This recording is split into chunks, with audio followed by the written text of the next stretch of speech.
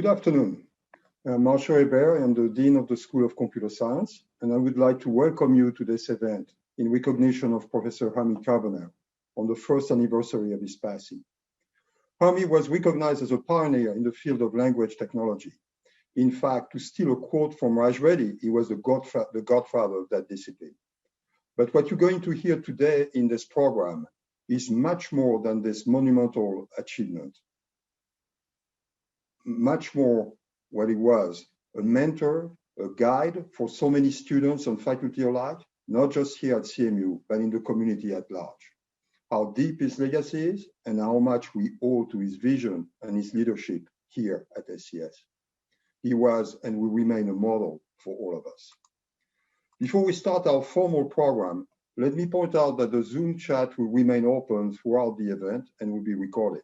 And I would like to ask each of you in attendance to put a word in the chat that you feel best describes Jaime. Let me also remind you that there is a tribute page on the SCS website where you can post your thoughts. The link will be shared in the Zoom chat as well. In addition, a number of you have asked about making contributions in Jaime's honor. We have established a fund to support trailblazing faculty like Jaime, and you can find more information on that same page where you can leave a note. And now, let me introduce the 10th president of Carnegie Mellon University, Dr. Farnam Shahanian. Farnam is, of course, a nationally recognized computer scientist and is also a member of the SCS faculty. I'll now turn it over to you, Farnam. Thank you very much, Marshall, for hosting this celebration in honor of Professor Jaime Carbonell, a computing legend, language technology pioneer, and a much beloved SCS colleague.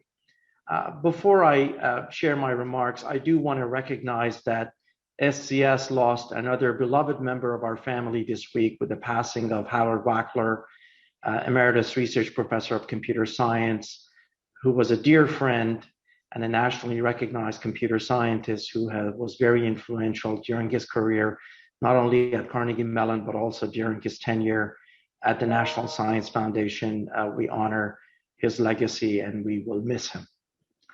I do want to echo Marshall's warm welcome to all of our guests, especially Jaime's family and loved ones, including his partner, Yaming, his daughters, Rachel and Isabel, and his sister, Anna Maria.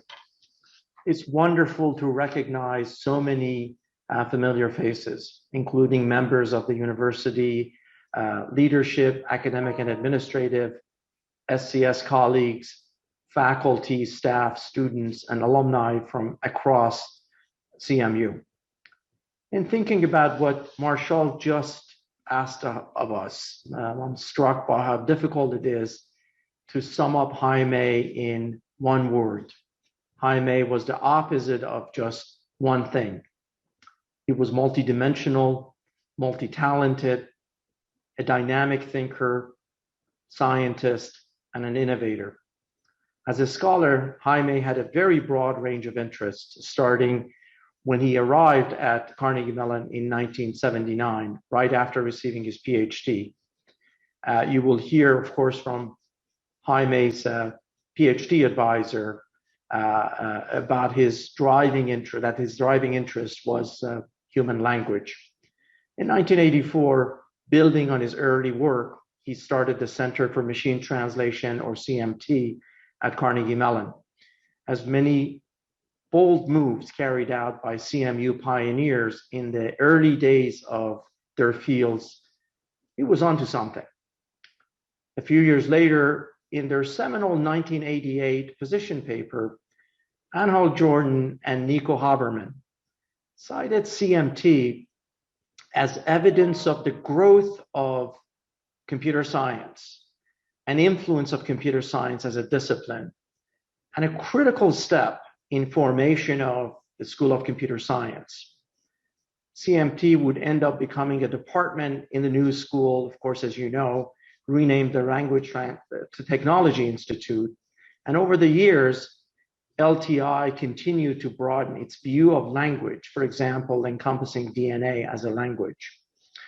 It became a hub, as I'm sure all of you know, for research and technology-driven explorations for the analysis, understanding, and generation of language in its many forms. Jaime continued to provide leadership for a growing set of collaborators in the Language Translation Institute at Carnegie Mellon, and of course around the world. In fact, I should disclose to you that I got to know Jaime in the early parts of last decade, before I even joined Carnegie Mellon.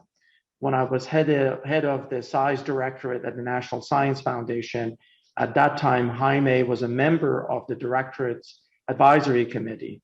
This was just one of the many ways in which his research and thought leadership served the nation and served the world. In fact, Jaime's presence on the global scale was undeniable, and certainly at the national level in Washington, D.C. When Congress began to consider legislation to advance artificial intelligence, Jaime was called to testify and to share a vision of the future. When the inability to process massive amounts of data, intelligence data, threatened the safety of American troops, the Department of Defense turned to Jaime along with Bob King, their students and colleagues at SEI. Jaime developed an analysis tool to aid the intelligence community officers in the field. This work saved the lives of American servicemen and women over the years. Jaime was a Renaissance man, a polymath, someone whose deep and wide-ranging curiosity led him to explore new areas, including adjacent fields such as machine learning and knowledge bases. But it was his passion for language that led him to his most impactful achievements. I'm reminded of a talk by Alan Newell about 30 years ago, titled Desires and Diversions. I'm sure a number of you in this room remember it. In it, he discussed what he called the styles of scientific lives and mentioned one of his axioms. To each scientific life, its own style, and each style defines a life. Alan went on to describe 5 different styles. In particular, he mentioned the style of people like Raj Reddy, Herb Simon, and Alan Newell himself.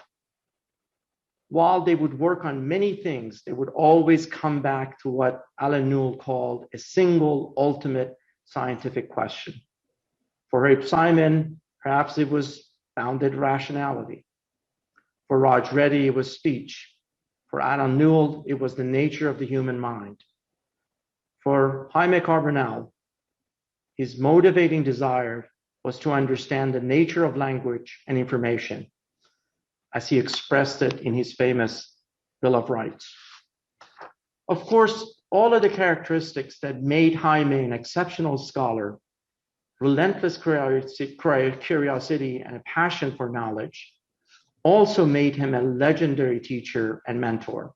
So in addition to his many technical contributions, his lasting impact can also be seen through the many lives he touched, including former students that are here with us. In fact, his PhD students, their own students, his academic descendants number well over 200. I'm grateful that several of them are here tonight speaking. A few minutes ago, Marshall asked each of us to share a word descriptor for Jaime, and I chose the word connector, because that is the legacy of Jaime Carbonell. He foresaw where technology could bring people together, closer together, I should say, no matter what language they spoke. And he dedicated his career to making that a reality. Along the way, he inspired even deeper connections through his larger-than-life personality. I feel honored to have known him. I want to once again thank you all for being with us this evening to honor and celebrate Jaime Carbonell's academic career and his achievements. At this time, it is my pleasure to invite Professor Raj Reddy, the Moza Ben Nasser University Professor of Computer Science and Robotics, to say a few words. Raj, of course, requires no introduction, but I will take this opportunity to mention that Raj was recently named a 2021 Fellow Award honoree by the Computer History Museum in the recognition of his extraordinary achievements in computing and technology. Raj, I will turn the virtual podium to you to say a few words. Thank you, Farnham. I had the privilege of working with Jaime Carbonell for over 40 years. He was one of the leading authorities in language technology and machine learning. He was awarded the Newell Chair in 1995 and made a university professor in 2012. His untimely loss last year was tragic and leaves a big hole at CMU. While we celebrate his life and legacy at Carnegie Mellon, I would like to share with you a number of anecdotes of my 40 years of collaboration with Jaime. In 1968, I was in Boston to attend a DARPA meeting at BBN. There I met Jaime Carbonell working on language understanding. Around that time, Roger Schank joined Stanford AI Labs, also working on language understanding. 10 years later, another Jaime Carbonell joined Carnegie Mellon, working on language understanding. It took me some time to connect the dots to realize our Jaime Carbonell was the son of Jaime Carbonell Sr., who was working at BBN at that time, and his research advisor at Yale was Roger Schank. Small world indeed. In early 1980s, there was a lot of hype around AI and rule-based systems. Several AI companies were formed in the Silicon Valley. At Carnegie Mellon, Mark Fox, John McDermott, and I joined Jaime to start an AI company called Carnegie Group. Many years later, after the company went public and we established and we had the opportunity to establish a Carnegie Group chair at CMU. Currently, this chair is held by Satya. When the dust settled, it turns out the chair is the only part of Carnegie Group that remains. The Center for Machine Translation at Carnegie Mellon was started in 1984. It was natural that Carbonell would be made the director of the center. Over time, the research at the center grew to be more than just language translation. We had research in speech recognition and synthesis, information retrieval, summarization, text mining, multimodal machine learning, and so on. So in 1993, we changed the name of the center to Language Technology Institute. At that time, Jaime famously said, one of the goals of AI research at LTI will be to provide the right information to the right people at the right time, in the right language, and at the right level of details. He called it the guardian angel to safeguard the AI Bill of Rights of the human race. It has been difficult to invent a functioning guardian angel platform. For example, one of the deadliest natural disasters of our time was the Indian Ocean earthquake of 2004. It led to a massive tsunami waves, killing over 300,000 people. Jaime and I were sitting in my office bemoaning the fact, if only we had the guardian angel technology with the Bill of Rights, we could have saved all those lives. You know, the guardian angel would have warned every fisherman on the South Indian coast, speaking to them in Tamil language about the imminent danger from 100-foot waves in 15 minutes, and they should immediately move to high ground. We just don't know yet how to build such a system. We have partial implementations of part of the systems. And what we know now is the guardian angel is an intelligent assistant which is personalized to each person on the planet, enduring and autonomic. That's always on, always working, and always learning. It will be up to the next generation of AI researchers to realize Jaime's vision. Jaime was a dedicated teacher and researcher. He was gentle, kind, and easygoing. It is heartbreaking that we have lost two of our brilliant faculty, Newell and Carbonell, prematurely to the dreaded disease of cancer. The unfinished research agenda left by Jaime will keep many generations busy for a long time. Rest in peace, Jaime. Next, we'll have Manuel Avalosa. Hi, it's an honor to be here, and thank you, Raj. Thank you all. So I came to Carnegie Mellon in 1986. The first year I was at Carnegie Mellon, I was a visiting student. And I was an electrical engineer for education, and I had studied computer science, my master's in computer science at BU, and I was full of enthusiasm to learn about this AI. Jaime was the person I really wanted to work with because I had a lot of interest on these problem solving by analogy. So as opposed to probably everyone will talk after me, I did not have an interest on language itself.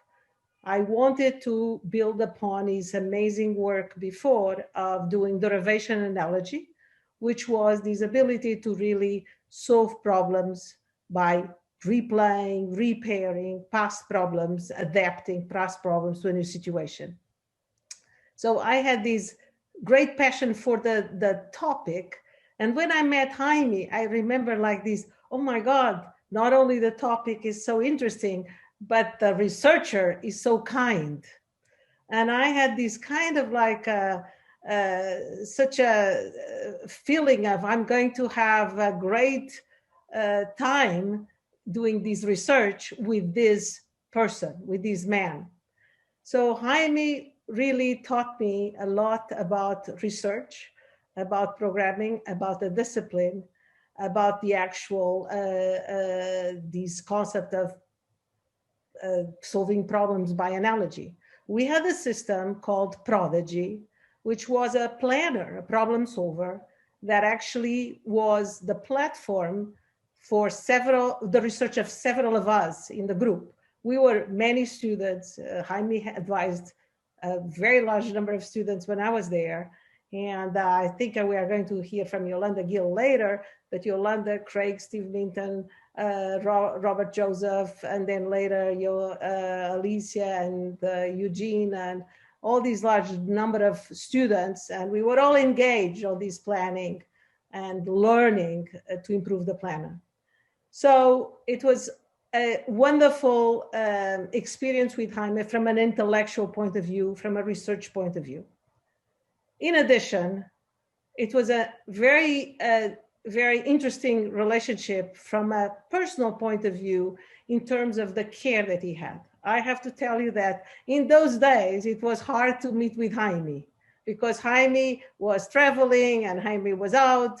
But guess what? My office was next door to Jaime's office. So I was in this privileged position that I would see Jaime come in and Jaime go out. And every time he would come in, I would let him and say, Jaime, can we talk? And he immediately would say, yes, come in 2 hours. And I remember emailing my good friends in the project group saying, Jaime is here.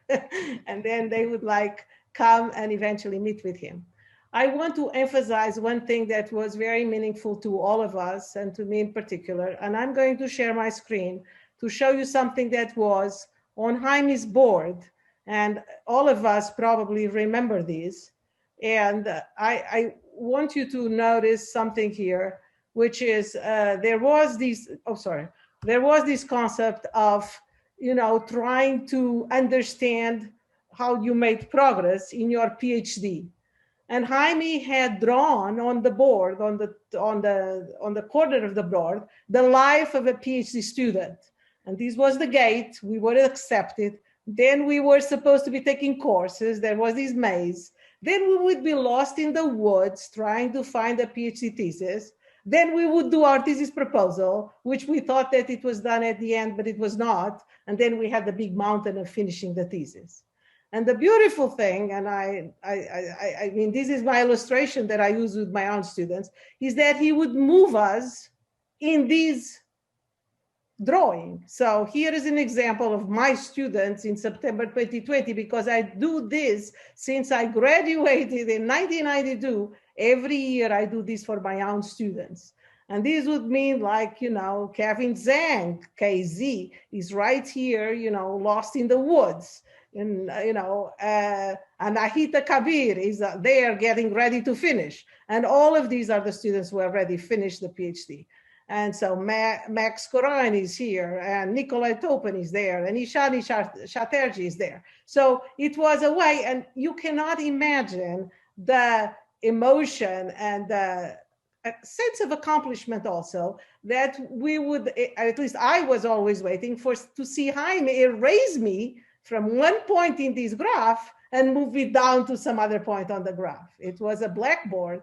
And so I learned this kindness and this kind of also being positive about your progress, and Jaime would recognize that.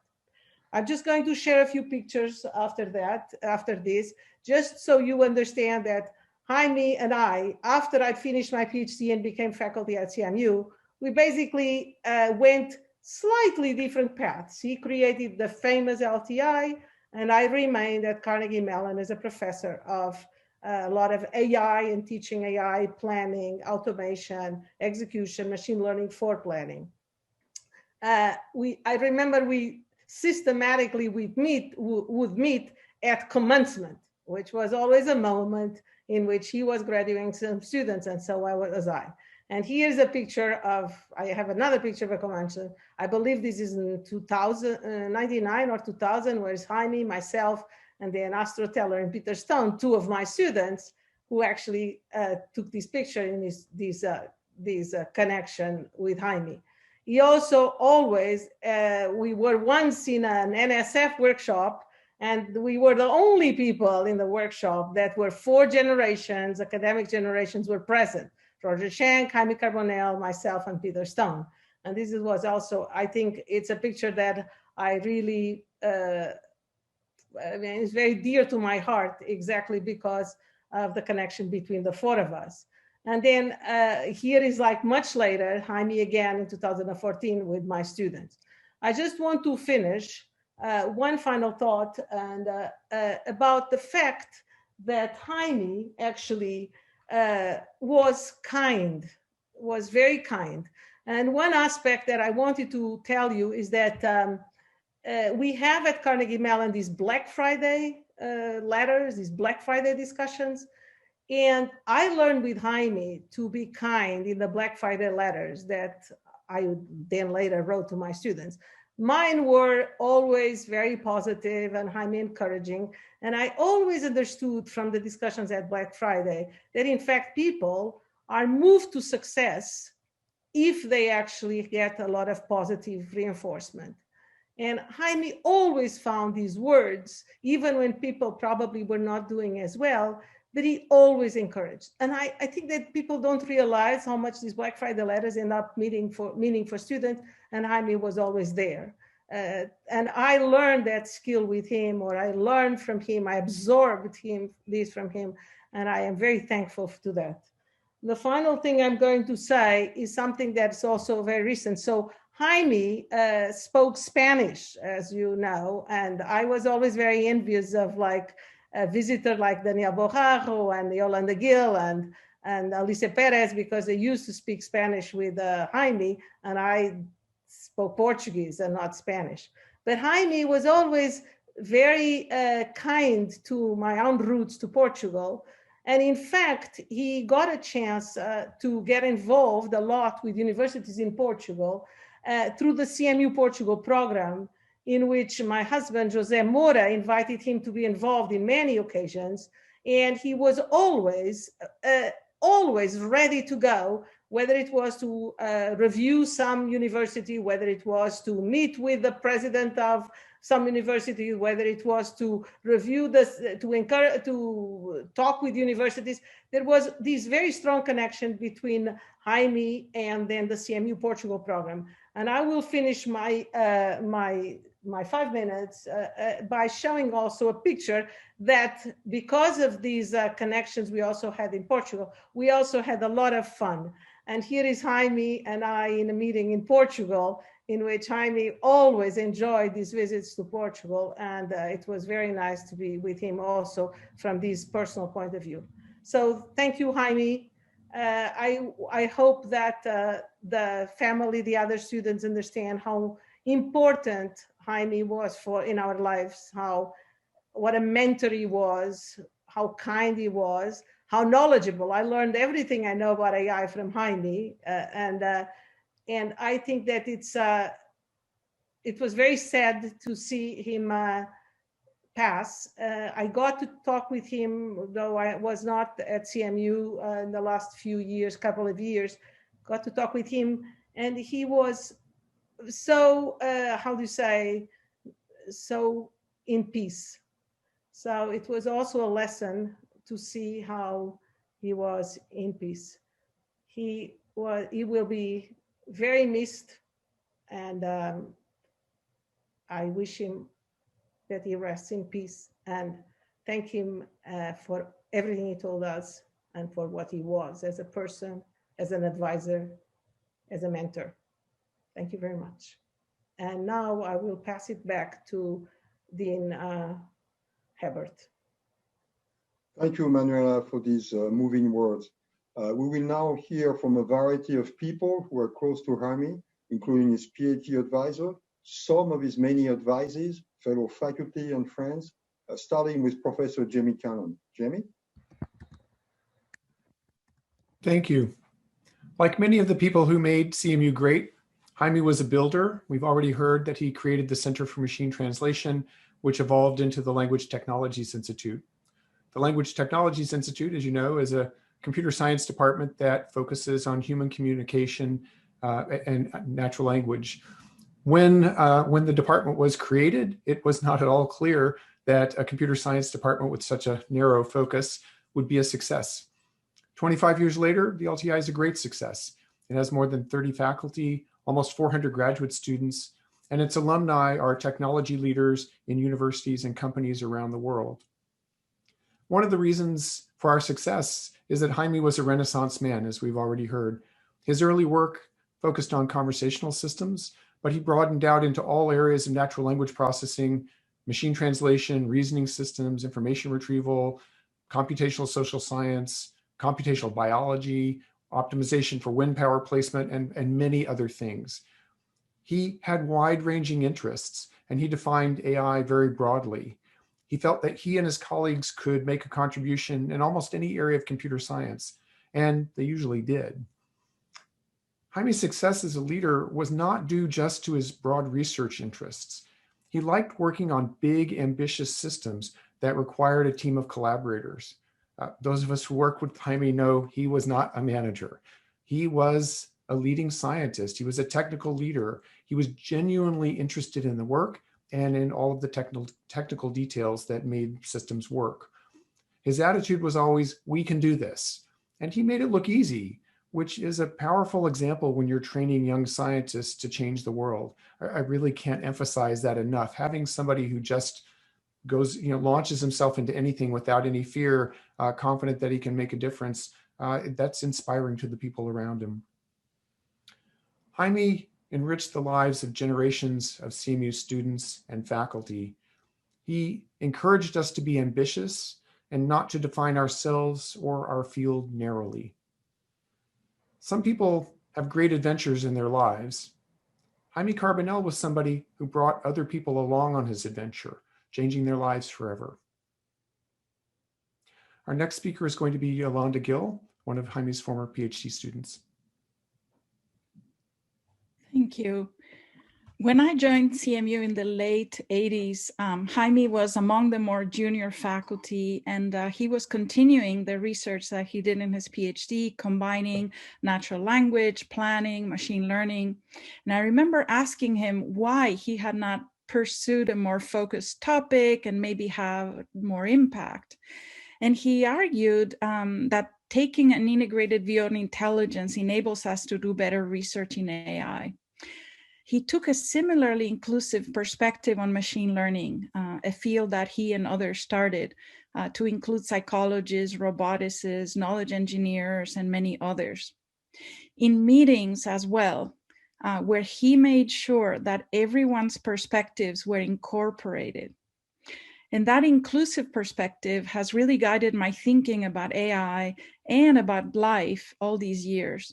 I'm very grateful to Jaime for that. And my word for Jaime would be idea amplifier to capture that inclusiveness that he always instilled in us. Jaime was a fantastic advisor and a constant source of inspiration. He was perpetually traveling, and whenever he returned, I would ask him about the trip. Sometimes it was to do consulting for a Fortune 500 company on financial matters, other times to advise the NIH Human Genome Project, and sometimes to guide governments on casual things like machine translation programs and other efforts. Undoubtedly, Jaime was a polymath and a quick learner who never saw an interesting problem he did not like. And I always found his curiosity to be contagious for me and for others. The last time I saw Jaime was October 2019 in Pittsburgh on a rainy Saturday where, as usual, he brought his own brand of sunshine. And as always, he talked very proudly of his children and family. You could never stop him from doing that. Very enthusiastically of his students, current and past, very excitedly about recent ideas in AI and other sciences, and energetically about the new ventures that he was pursuing. He was the kind of advisor, mentor, and colleague that everyone should be lucky enough to have. He will be greatly missed by all of us whose lives he touched. And I want to say, hasta siempre, Jaime. And now we have Roger Schenck, Jaime's PhD advisor. Well, I have to tell you that he's not Jaime to me, he's Jamie. Jaime was his father, I knew his father. To me, he was Jamie. And Jamie was one of my best students. I shouldn't shock you, I had plenty of them, but he was really on the top. I had a major influence on him, on Jamie's life that you don't know, which is in 1978, I was, as usual, escaping the cold weather, which I'd like to be doing now, but I'm not. And I was living in Barbados. And I got calls, quite a few, from Jamie while I was there. He was looking for a job. And he found one at Carnegie Mellon. He was very excited, and I thought that was great. And then he found one at Xerox PARC. He said, I really want to take that one. I said, no, you're going to go to Carnegie Mellon. He says, why? It's warm in California. I said, Carnegie Mellon is just full of really smart people. And Xerox PARC has seen its day. It's not going to be anything. I was right about that. And Carnegie Mellon is going to be something for a long time. And you could be a leader there. And he listened to me. It's a rare student I ever had who listened to me. So I'm glad I was able to help make that decision. And I see all you people are justifying in my mind that that was the right decision for him. Although he was always happy at Carnegie Mellon. So I thought it was a good decision for him anyway. So I got to say that I think he was one of the smartest students I ever had, and he never stopped helping me. These days when I'm building online universities, one of the courses we sell is called data analytics. He basically built it. I mean, I'd ask him a question, and he'd say, I'll just do it. And so sometimes he would just do stuff because he was, good at everything. So I'm sorry that he's died, and this is very sad, but that's what happens in life. And I tried to help. I called every cancer doctor I knew, but I guess it didn't help. In any case, I have to say that you were all lucky to have had him in your life. Thank you. Soon after my first semester in the PhD program in 1984, my dad became ill. And although my mom did not say anything, I thought I may need to go home and help to make ends meet. Jaime was my advisor, and when I shared this with him, he said to me to not to worry. If I needed to take some time off, we'd work it out so that I wouldn't lose my spot. And he offered me a consulting job at his startup company, the Carnegie Group. My dad recovered, and that assurance and that job helped me on so many levels. A few years later, I had passed all my quals except for theory. And some of you might be able to relate to this. It was my third time taking it, and in the middle of the night, after wrestling with the problem set for 4 days, I called Jaime up crying and just saying that I needed to leave CMU. I just didn't understand theory. I wasn't going to make it. And I never forget, he said to me, "Don't quit. That is the worst thing that you can do." And he said, "Do your best. Give me something to work with. You know, don't just go away, but hang in there." And that was just what I needed to hear. I went on to understand that problem set and actually pass theory with a B.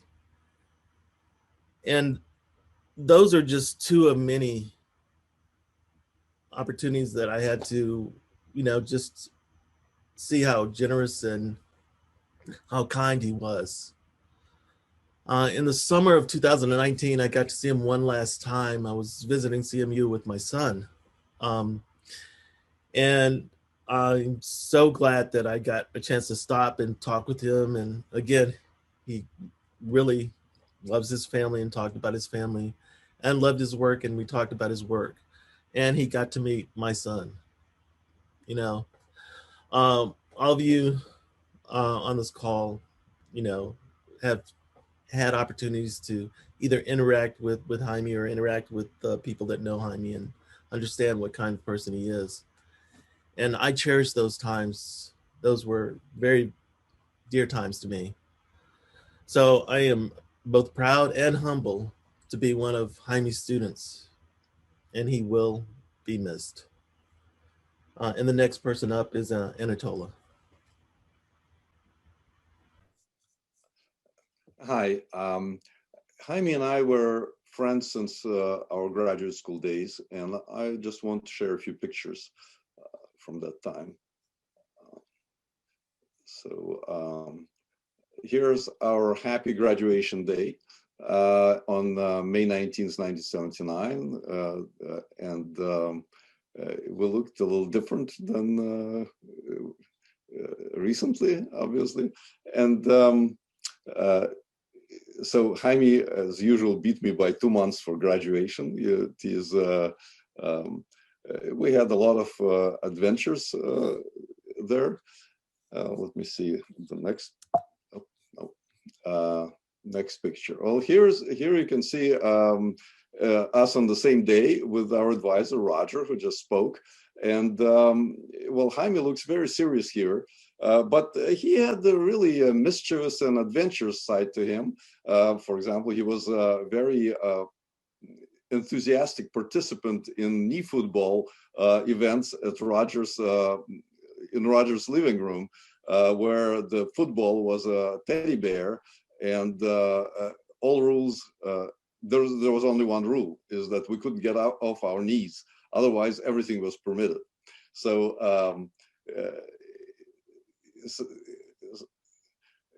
I don't think that students nowadays do this with their advisors, but that's how we had in our graduate school days. And by the way, Roger was the inventor of the thesis hill. We had thesis hill when we were students.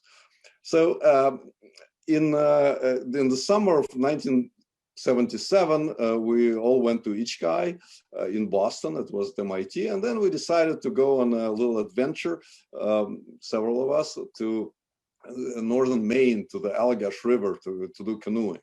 So there we saw a lot of scenery like this, and until we came to that part, right? So normally people would port their canoes around those rapids, but not Jaime. So he insisted that we go through the rapids.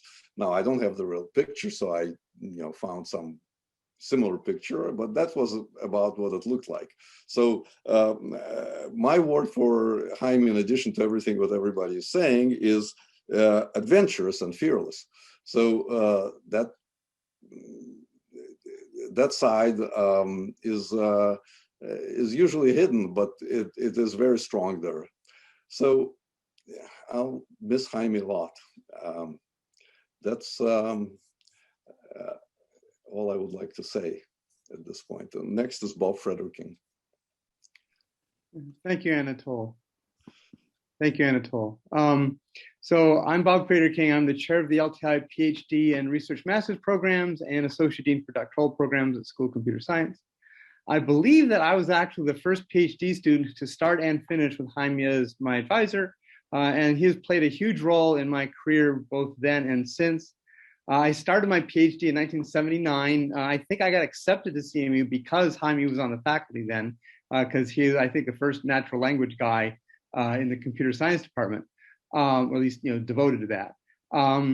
And I finished in 1986, and I took a little longer than I would have originally expected, partly because I was lucky enough to work for Carnegie Group part-time, this early AI company that Raj mentioned. And then about 5 years after I finished my PhD, I came back to work for Jaime at the Center for Machine Translation, which then turned into the Language Technologies Institute. And I came back because I've really always thought that Carnegie Mellon computer science really is the best place in the world to do computer science research. And Jaime's basic invention of the idea of language technologies, bringing together machine translation and speech and information retrieval into a single area, was really something he largely came up with, and that really strongly fit the kinds of things I always wanted to do. So it was kind of a natural home for me to work ever since then. And one thing I really liked about, one of the many things I liked about Jaime was that he had a strong interest in astronomy, which has always been an interest of mine. And so I was always happy when I could share some new astronomy news that he hadn't heard of yet. And I think, the word that describes him really to me is energetic. I could never understand how he did as much as he did. He did twice as much as I would normally think was humanly possible. And I think that was one of the reasons why it was such a shock for many of us when Jaime passed away. Even those who knew that he wasn't really going to get better just saw him keep working and keep at it. And it seemed to me that Jaime really just kind of decided he was too busy to die, and so he wasn't going to. And so he just kept doing the things he wanted to do. And I think the last thing I'd want to say is that I had actually for years been telling people I was sure that Jaime would never retire. But when I said that, I always assumed I was going to retire and he would still be working at Language Technologies Institute. So it was kind of a shock that I'm still here and he's not. And with that, I'd like to introduce Ganesh Mani. Jaime, alas, is no longer with us, was called away too soon. But where he is, I'm sure it's a diverse crowd without access to smartphones and Google Translate. So he's probably very popular and being helpful, as is his demeanor. Before I met Jaime in person, I was introduced to his work via the machine learning books. Tom Mitchell is a co-author who's going to speak shortly. And then when I met him, the first conversation, Angela Kennedy and he were working on FinTech before it was called FinTech. I still remember two things from the first conversation. First, we got interrupted by a phone call. It was in the landline days. He hung up a couple of minutes later, beaming, saying that was Ruben, his son. He hadn't talked to him for a while. And he was really happy talking about his family. And then he was talking about a lot of the socially responsible use cases for AI. So he was really talking about AI for good before, we called it AI for good way ahead of his time. A few years ago, there was a delegation that went to India. A lot of you in the audience helped out and sponsored and so on. It was reskilling. It was data science training for a lot of the IT leaders in India. Jaime was at his best talking about work of students, faculty at LTI. He also was in Bangalore, India. He was also getting into some of the technical issues, ambiguity, what makes NLP hard and so on. 200 people, rapt attention. Everybody wanted to talk to him in the break room and so on. After that, these were some of the organizers. And it was funny, he had been to Australia. This turned out to be a round the world trip for him. But at the last minute, there was a typhoon. So we had to advance his trip. So I think he may have come back exactly 24 hours early to Pittsburgh and surprised Eaming. After that, I sent him an email calling him Mr. Fogg after Around the World in 80 Days. He got a chuckle out of that, fun memories. And then when I thought about Jaime, Bob, Eric Nyberg, a lot of us worked on the metaphor project sponsored by IARPA. So when I was putting this presentation together, I said, what's one of the best metaphors for Jaime's life and legacy? And what I came up with was he was a promoter of pawns to queens. And I think that's a fitting introduction to our next speaker, Angela, who will, I think, more than echo that sentiment. Over to you, Angela.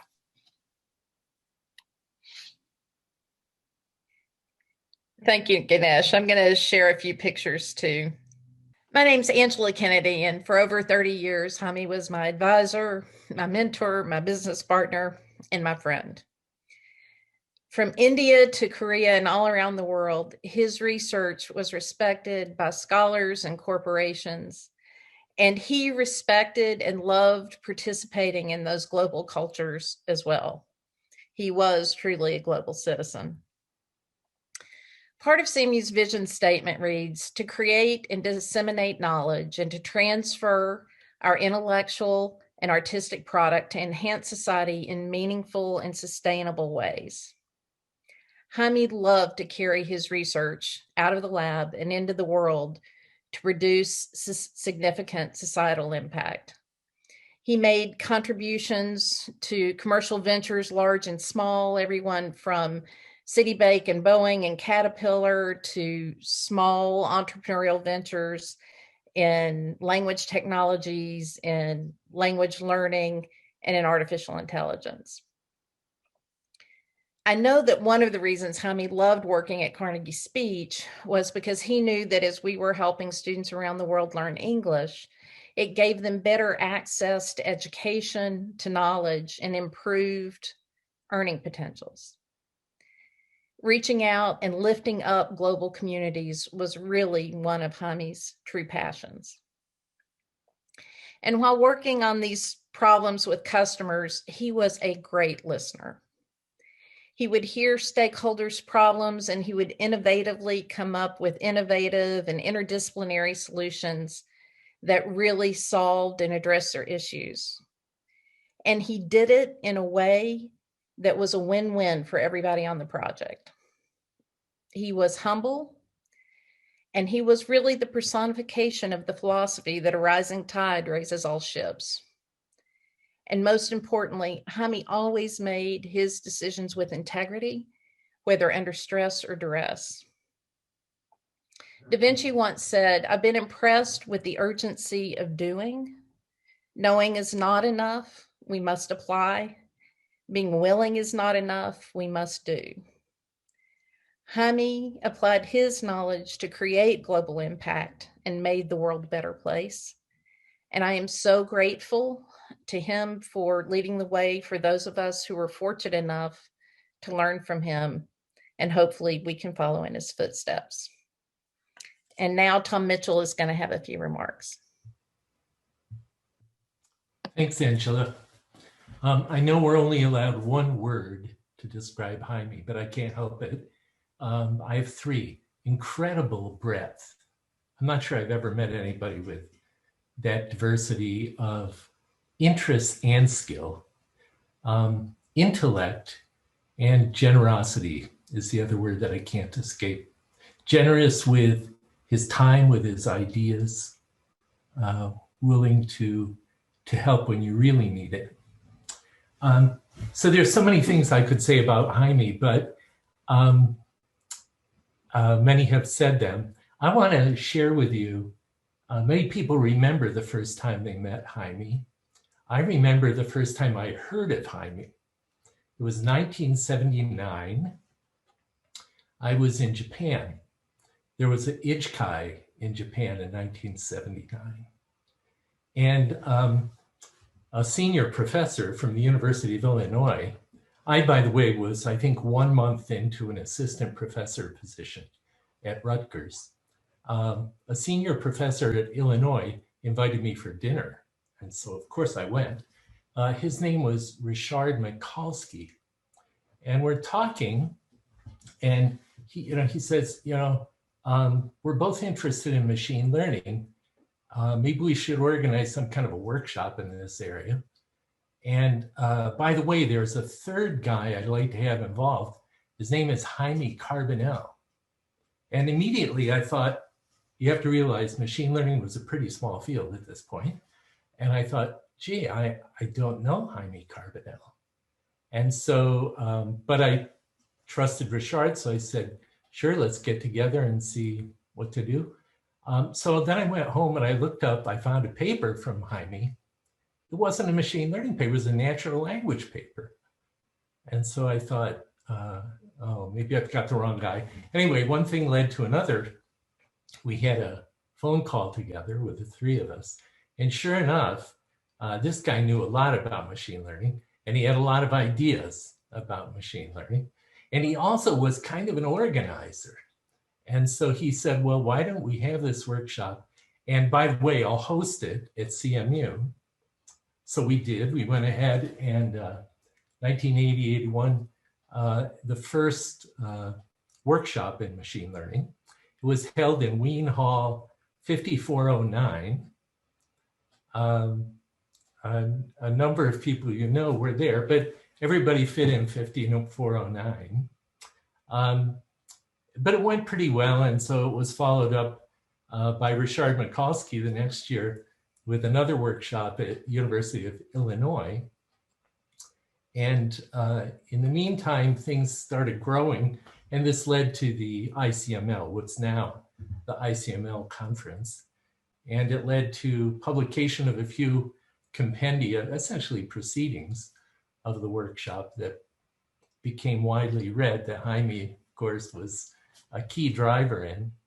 But the thing that I remember most from that experience is that Jaime really helped shape the agenda for the workshop to assure breadth. He brought in people like John Anderson. He said, it's not just about computers learning, it's also, we need a perspective from cognitive science and how humans learn. So he brought in John Anderson, who I got to meet at the workshop, and a number of different perspectives. So really, to me, the thing that I most remember from that whole period from 1979 through 84 or so, when the ICML was being born. And a year later, I think the Machine Learning Journal was started with Jaime as the first editor-in-chief. So, but really the thing I remember most, his contribution was key in assuring that we'd have all perspectives on learning. And it really has had a lasting impact, I think, on the whole field. There's so much more I could say, but time's out. I'll just say thank you, Jaime. Great to have a chance to be part of your life. Our next speaker is Aditi Chaudhry. Aditi? Thank you, Tom. I am Aditi Chaudhry. I am a PhD student at LTI. So I was advised by Jaime for the first initial half of my PhD. So even though it was a very short span that I knew him, I still feel very fortunate to have known him for that time. I came into the program, like in CMU, knowing very little about research or AI or NLP. And without his guidance and encouragement, I don't think I would be pursuing a PhD program at CMU. He would always be so kind and supportive. If he ever saw me working late at the LTI, he would like take the time out and come to my table and say, go home, you don't need to work so long, just go home, enjoy. So it seemed like a very small gesture, but to me, like to a junior student, it meant a lot. And in fact, in one of my Black Friday letters, he even did mention that you worked a lot this semester, just relax for a little while. So these small things meant a lot to me. And our research meetings would always be so interesting and would span so many different areas. Even I had a biology background, so we would often talk about different fields spanning from biology to language to like anything. And he would be so enthusiastic about each of those fields, and how he would connect problems or interesting things across these fields was just amazing.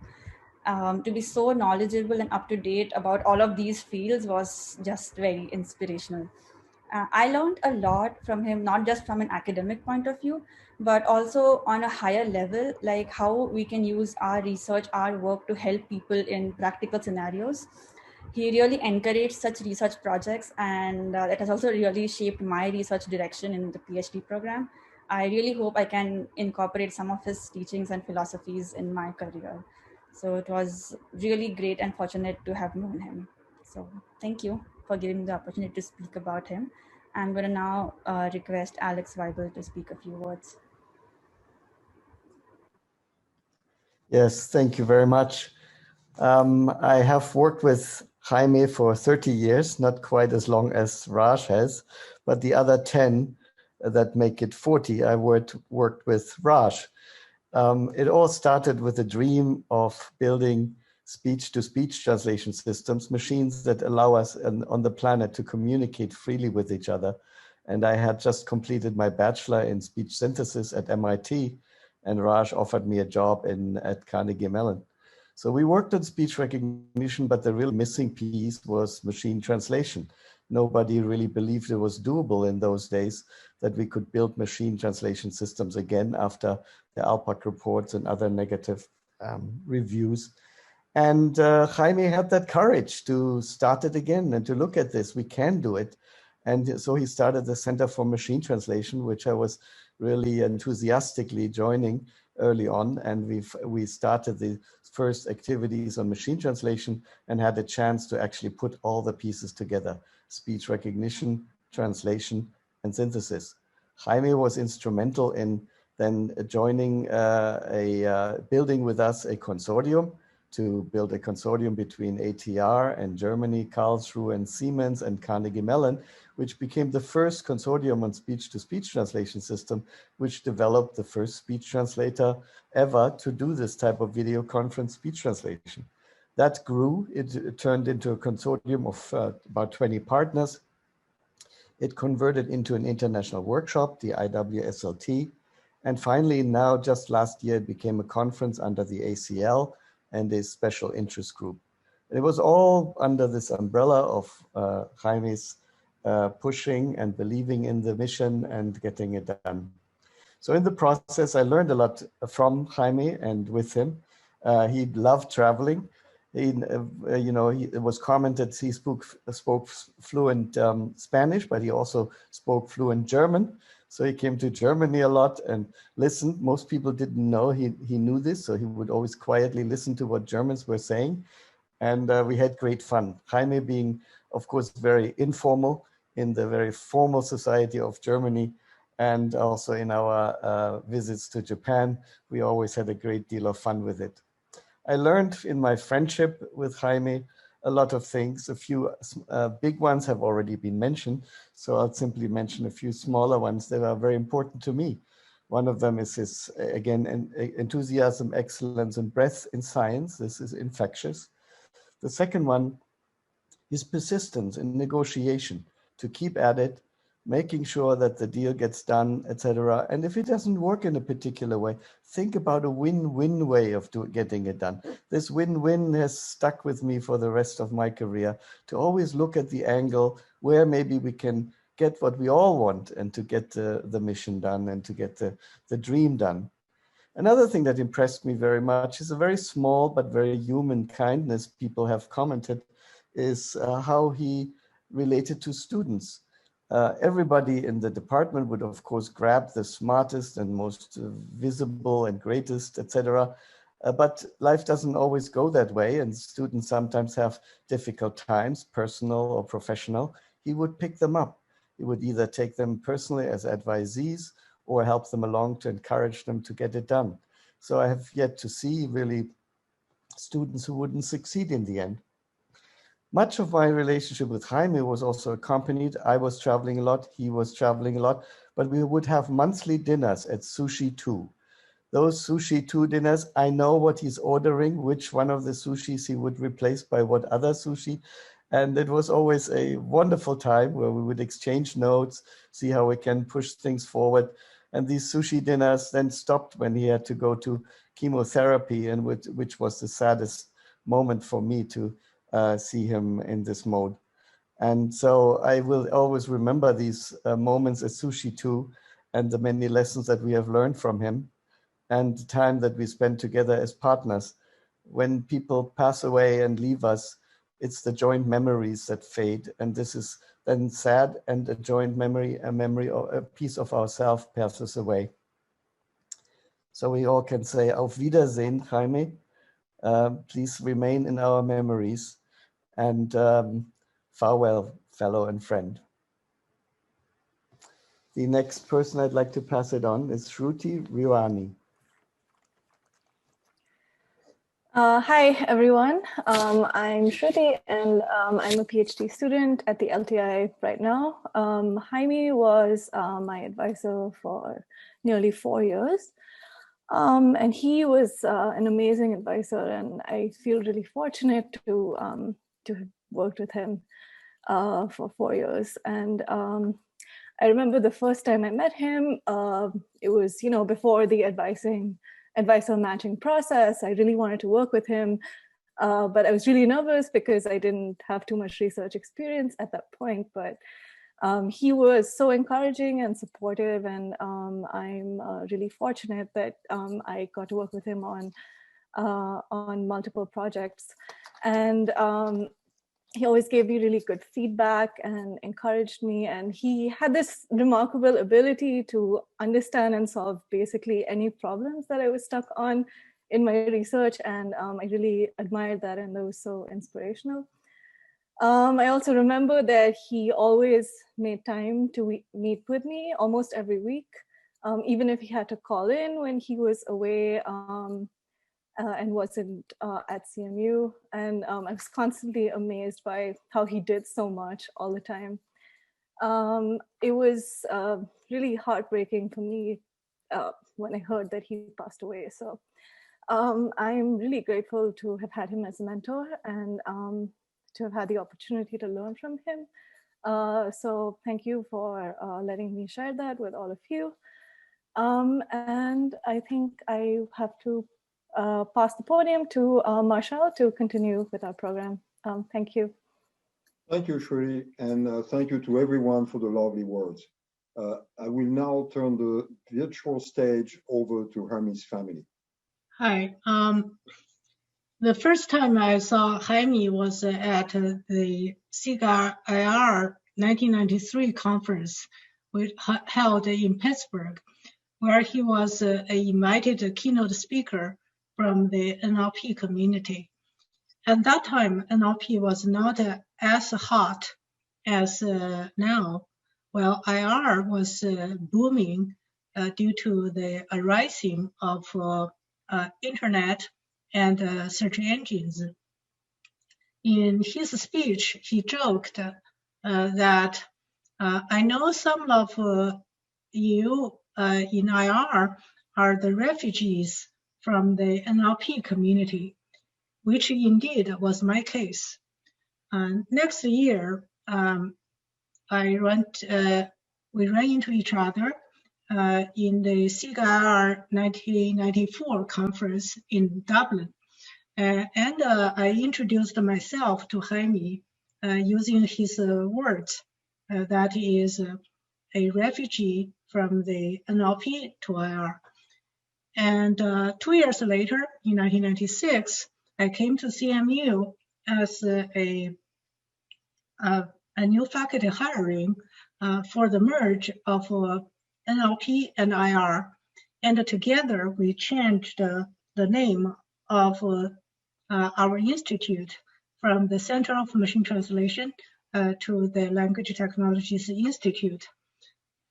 And since then, we had worked shoulder to shoulder to make LTI a world-class institute in the field. Jaime is a true believer in science, in high-quality research, in hardworking, and in students. We remember him as a pioneer researcher, a brilliant leader, a dear colleague, and a good advisor. Especially, I want to thank him for the unconditional love all these years as my soulmate. I'll pass to the next person, Isabel Carbonell, who is one of his daughters. Hi, everyone. Thank you so much to the organizers who have put this on. Thank you to everyone so far for your memories shared here today. You know, ceremony can be really important for closure. And with winter that's finally ending, I took a long walk in the woods today. And I was reminded that sometimes a difficult season, such as this past winter or this past year, can bring its own peace and clarity. You know, when the trees are bare, we are also able to see far into the forest. My dad passed away on the eve of this pandemic, and it's been really difficult to know how to mourn him. He used to love taking me on hikes up the mountains, and I remember when I was younger, I would always eventually lag behind and tell him, Dad, I don't want to finish. And he'd say, no, we have to go to the top. And he would push me until one day the roles reversed, and bounding ahead of him, I egged him on to finish to the peak. And so you see, we shared a sweet tooth, but the cookies were catching up to him. We also shared a love of the stars and for travel, for sci-fi novels, and for a very brief time in the 5th grade, I was even on the chess team. You may know he loved to play chess. Ultimately, in my career choices, he was very supportive of my PhD in film. I focused on environmental disasters. And towards the end, very close to when he passed away, we had actually a lot of talks about his opinion on and advice on how to teach, his own style of teaching lecture classes, how to advise students, things like that. Lastly, I know he would have been overjoyed to hear at my very latest news. I am now 5 months pregnant with a baby girl due in June. So it's going to be his very latest grandchild. So here's to life and all of the universes above and beyond and within. And here's to continuing on. Thank you so much for sharing, Isabel, and thank you to everybody who has shared their input. I really appreciate it. It was nice to see a lot of familiar faces and to hear everybody's recollections of him. My dad was a powerful visionary was the word that I chose, and scientist, and very, very incredibly driven. And you know, a large part of my childhood was spent growing up on campus in the hallways in CMU. So I have very fond memories of it. He always inspired me to be an academic and academically minded. You know, he inspired me to be a reader and science driven. And I'm currently still working on completing a PhD in education, focusing on information literacy. And I hope to finish it to honor him. And he was always very supportive, as Isabel said. I'm also very grateful that he was able to meet my daughter. He was very proud to be a grandfather. He would be very proud to know that he would have had a third one. And he was there. He took time off of work to help me for about a week in my early days of motherhood. You know, he still did his work, but he was a very doting grandfather. He loved, you know, any pictures, any updates he would share them very dotingly of his grandkids. And, you know, he shared his passion for travel that really propelled me to pursue my own travels, and I'm very grateful I got to do so before motherhood and before pandemic life. Yeah, just he was tremendously inspiring. And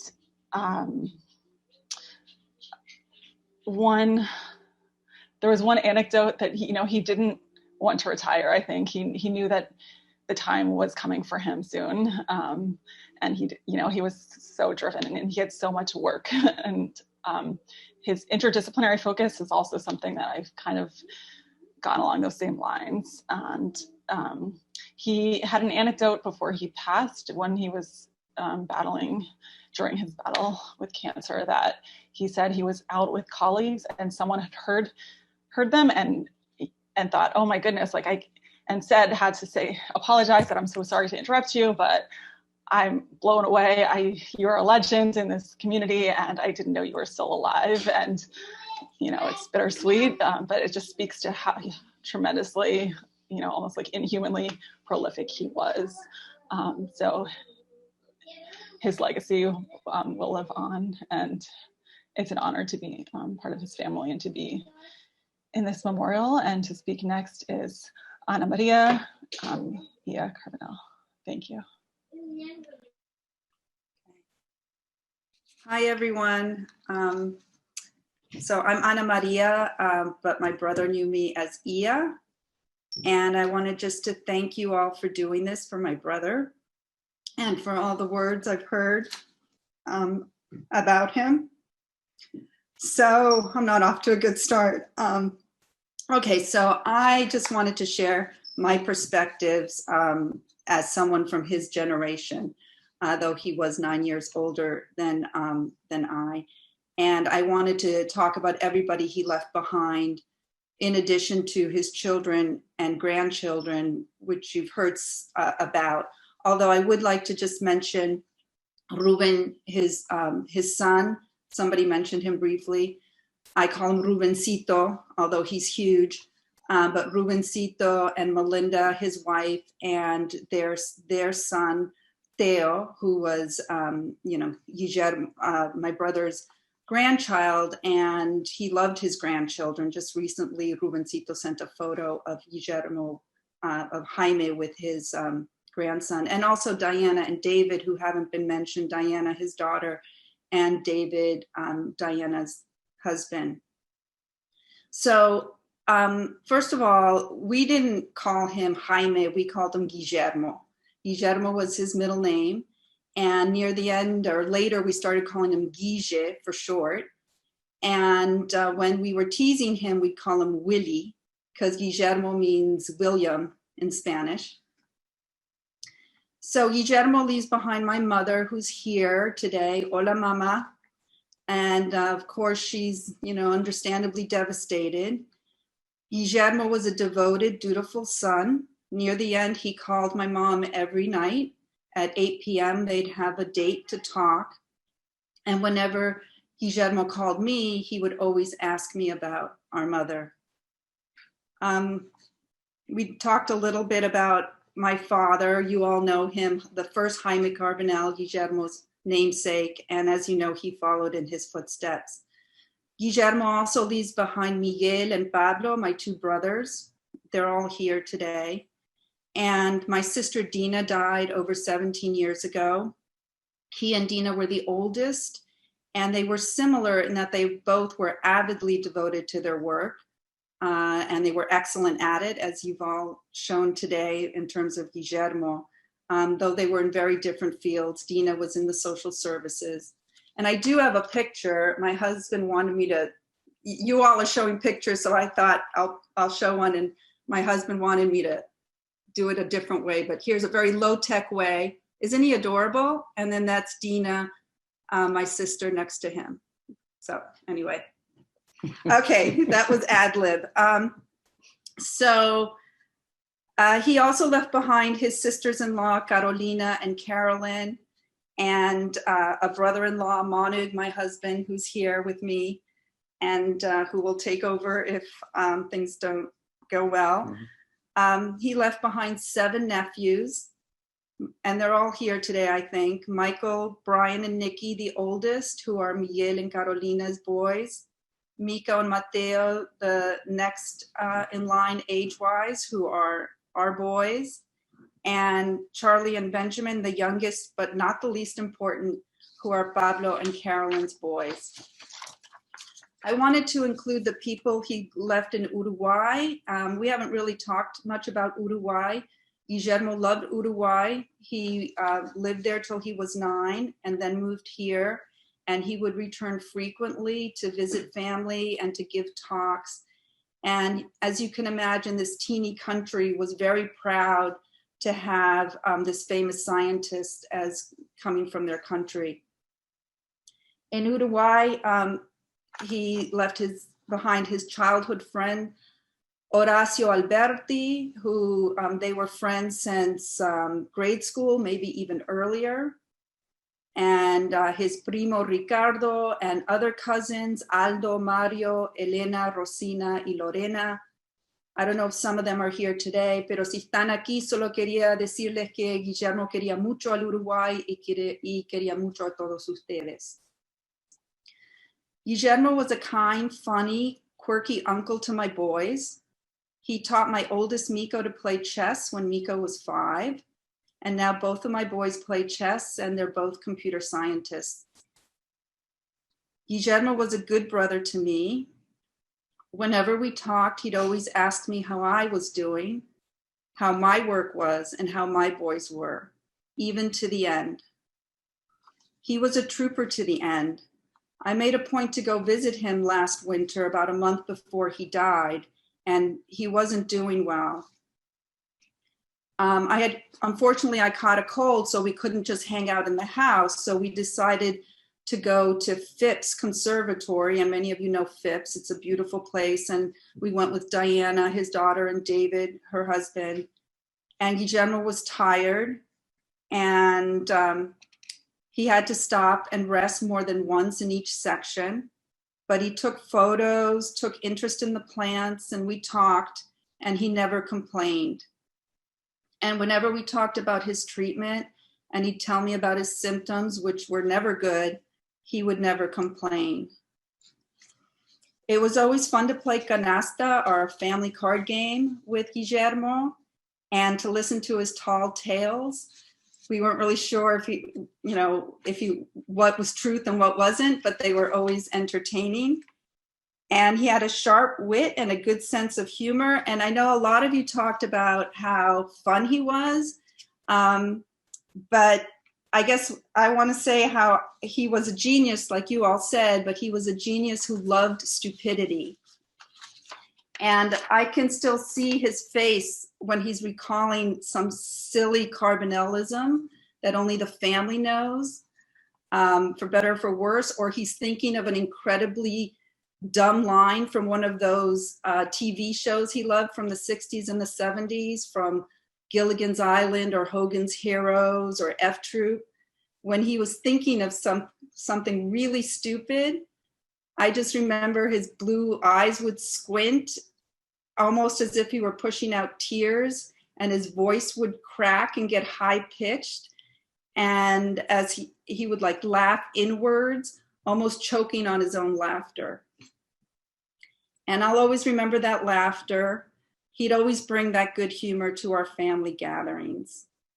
And people use the word easygoing and connector and many other words, but I think at our family gatherings, he was always very easygoing and a connector. So I miss him, and I'm very sorry for everybody's loss, and thanks for listening. And now we go back to Marshall. Thank you. Thank you for sharing these thoughts. Thank you, Farnham, Raj, Manuela, and all of the speakers who shared their memories of Hermes. To all of you attending the event, if you wish to share more thoughts about Hermes, the Zoom chat will remain open for about 5 more minutes. And I also remind you that you can use the SES tribute page after the event. This concludes our formal program. I would like to thank you again all for attending this commemoration of Hermes' life and work. Thank you all, but most of all, thank you, Jaime.